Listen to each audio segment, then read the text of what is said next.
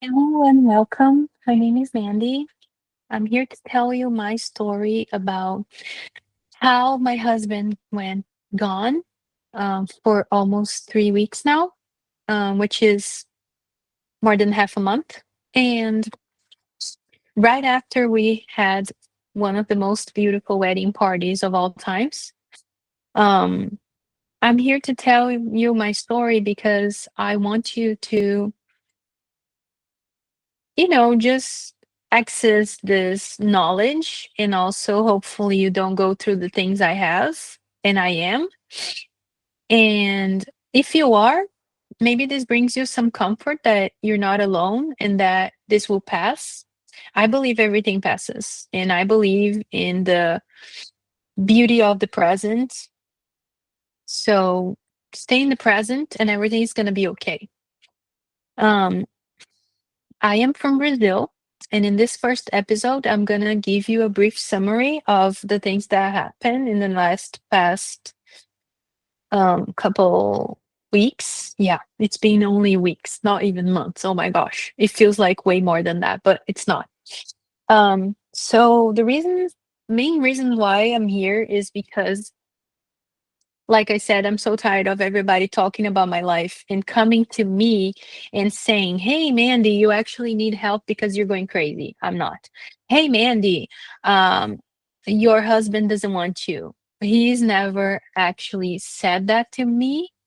Um, Obviously, oh my gosh, but attitudes say more than words and stuff. But I really want to see his face if he actually wants to end with 2 years and a half of a very strong very strong relationship with a really, really big, thick foundation in therapy, literally, and amazing life experiences. So, sorry, I get a little emotional. Also, English is not my first language. I am from Brazil, anyways. So bear with me. And in this first episode, I'm just gonna bring the brief summary, but in the next episodes, I'm gonna give you more details, except for I'm not gonna expose anyone, obviously.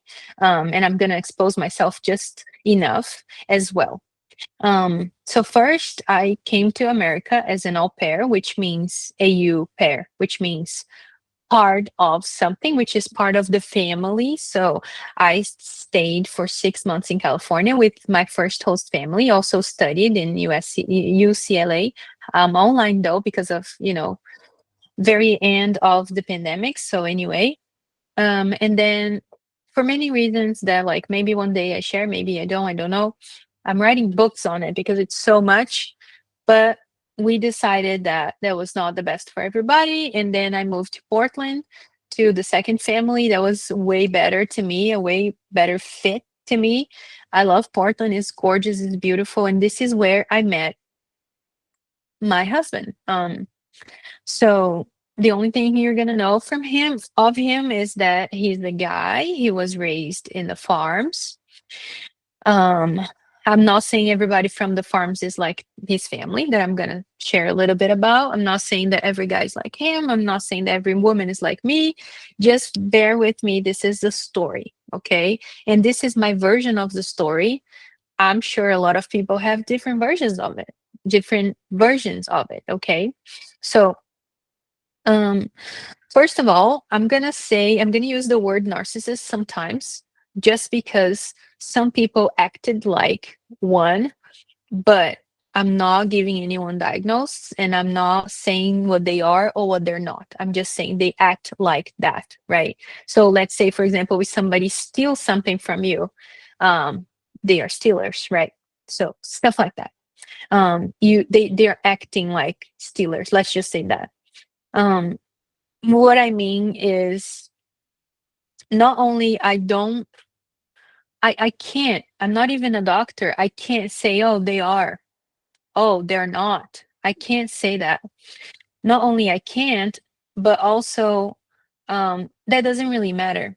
What matters is what we're doing to each other. Like, come on, we're just trying to be happy here, me and my husband. And our story begins like I had just gotten here to Portland. I needed somebody to show me around, right? Because it's more fun with somebody than by yourself, by myself at the time. That was October 2022. He was more than happy to show me around the area, but he wanted to be more than friends. And just to sum up the story, from the beginning, he knew that his family wouldn't like me for some reason. They never did. They never wanted to even meet me. So he kind of like managed to try to force them into getting to know me, right? So like, oh, please, let's go hang out with my girlfriend and then you're gonna get to know her. Oh, it's too early. We don't want to meet with her. Blah blah blah blah blah blah. And then I'm saying blah blah blah respectfully in a way that like I'm just cutting, you know, I don't want to be like, oh, she doesn't care about what they say. I really do. It's just very traumatizing and hard and tough. So um the fact that somebody's family don't want to meet you is a very important red flag to pay attention to, because either your future spouse or your future boyfriend girlfriend is like them, or they are not, they are better people. um I'm not comparing better or worse people. I'm just saying like they have worked in themselves more and they've become more developed as people, um self-aware, stuff like that, right, than their parents. But that doesn't mean they're not going to hurt you, because that's what my husband did to me, right? So in the next video I'm going to tell you about our love story, which is beautiful. However, there's a lot of like the parents participation, let's just say, for now. But I'm here to tell you that we traveled to my home country. We had a dream wedding. Everything was beautiful and amazing and fantastic. And then we got back. I went back to Brazil to figure out some things, let's just say family business. And without him for 2 weeks, 2 weeks, when I was back, he wasn't available. He wasn't picking up his phone. He wasn't talking to me. He wasn't at the airport waiting for me like he used to do, right? So besides that, because that was not enough, I was actually sent to a hospital, a psych hospital, because according to many people, including some let's say people from the police, I was going crazy because I wasn't allowed to be stressed out, anxious, anything like that. They thought I was crazy and they put me into the hospital, but then the doctors agreed that I was okay enough, that all I needed was therapy, not to be locked into a hospital without access to your phone, without access to the outside world, right? Um, and then when I got back home, everything was upside down. All of my stuff were all of my stuff were boxed up, packed up, or messy. Really, I don't know who did that. I don't know if husband. I don't know if husband's family together they did it. I don't know. What I know is I found this place chaotically messy and like as if I was moving out, and then I checked my hacked email because my phone was hacked. My emails were hacked in the meantime. Is that a coincidence? Do I think they did it? I can't say anything because it was so much to take all at once that I have no idea. And I can't just say, oh, I think they did it. I wouldn't be surprised, but at the same time, I am hopeful that it wasn't them, you know? I'm really hopeful that they were not. But they were able to do so much against me that I wouldn't be surprised, if that makes sense. But I can't just say, oh, they did it. I have never said that because how can I even know? Right. Anyway, and then friends of us, because we do have friends in common, me and my husband. We do have a social life outside his family, let's say, um, bubble, right? Or relatives, because family was supposed to be me and him, right? At least that's what we were learning in therapy. But anyway, um, They tried to call him, they tried to contact him, and then he was not available, and not only that, he said that he did not wanna talk to our friends. So our friends got back to me saying, "Hey, I think he's not okay, he's not being himself, he was never like this," you know?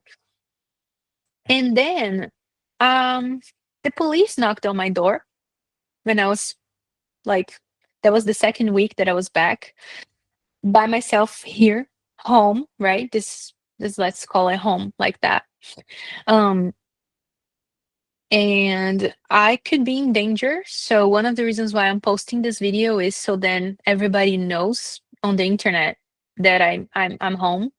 I should be safe because I told the police I wasn't safe, and they said, "Oh, that's because you're a psycho. Oh, that's because you're maniac. Oh, that's because you have like whatever this syndrome." I'm like, no, people invaded my house. So that's the reason why I don't feel safe in my house, right?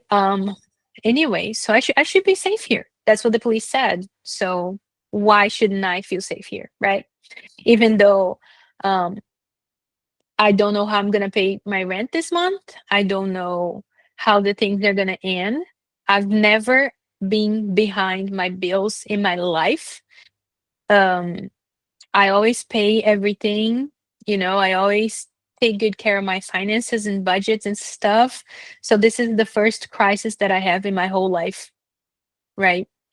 And it feels like sometimes it feels like I shouldn't have gotten married, but I know what I lived. I know it was worth it. So maybe it was too much to take for the guy.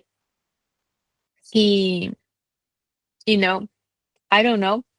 Maybe he wasn't strong enough to actually be by my side all the way to the end, even like literally fighting his whole family. That he looked for his family because I wasn't here for 2 weeks, and he probably was vulnerable, needy, etc. I don't know if the family was looking for him or the other way around. I know they got together because that's what he told me few days before he was gone, that he was in contact with them, even though our therapist was very specific saying, hey, you gotta really go no contact for a while until you find out who you are, you develop your own personality, which he was with me, and with himself, right?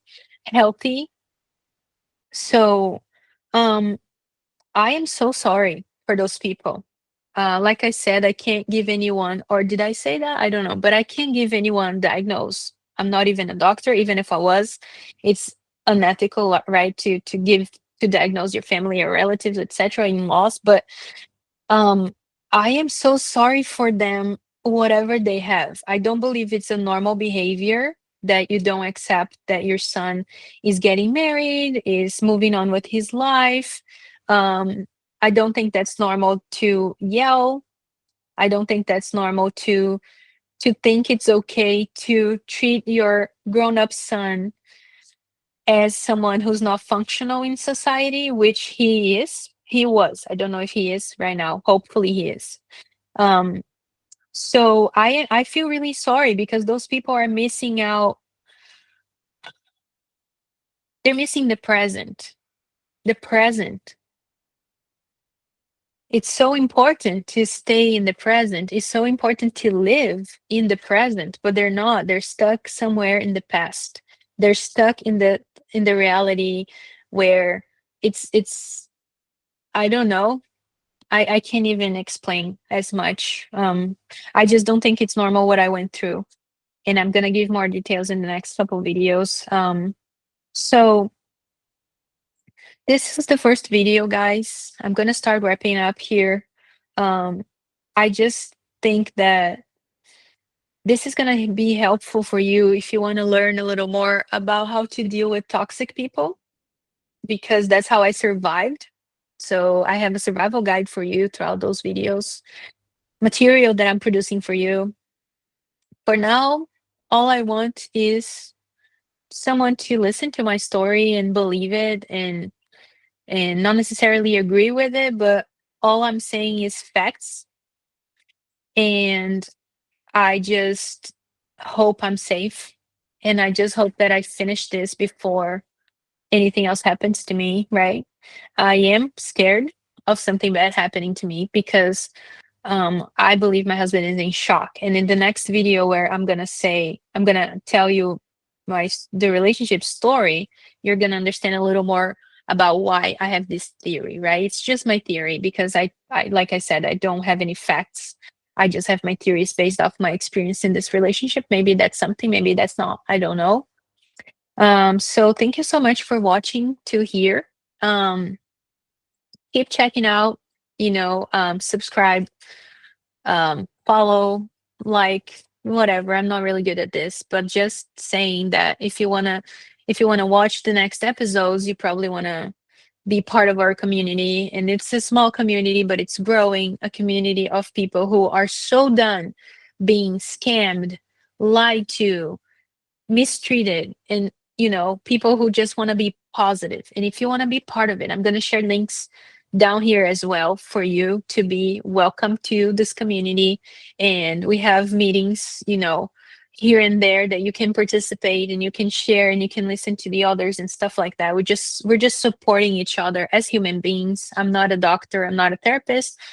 I do study psychology a lot, but I'm an educator, and if that helps, I'm a person, right? Sometimes that's all you need. Thank you again very much, and I'm gonna say everything's going to be okay. If you're a victim, if you were the abuser, it's gonna be fine. It's gonna be fine because we figure out. That's what we do as humans. We figure everything out. So I promise you, positive, that everything is going to be okay. And in the end here, I'm gonna just leave a side note that if you are my husband, um, I'm not allowed to talk to you. So I'm not gonna say anything, unfortunately, but I wish I could. And yeah, that's it for now.